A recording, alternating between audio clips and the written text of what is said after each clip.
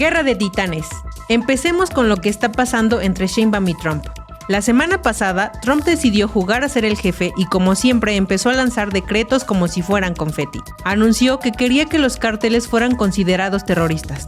Relájate, Trump. Así que, mientras Trump y Claudia se pasan el balón de la política, nosotros podemos subirnos al Tren Maya y disfrutar de un paseo con las promociones que anunciaron para Semana Santa. Este emblemático proyecto ofrece paquetes turísticos que combinan la comodidad del tren con la riqueza cultural y natural del sureste mexicano. Son 10 paquetes turísticos que incluyen transporte, alojamiento y visitas a diversas zonas arqueológicas y parques temáticos. Todo esto y más encontrarás en el semanario de Paralelo 19, disponible a través de todas nuestras redes sociales. No olviden su sombrero y protector solar. Eso sí, asegúrense de que sus boletos sean para el tren y no para el drama de la frontera. Recuerden que entre la política y el turismo siempre hay espacio para sonreír.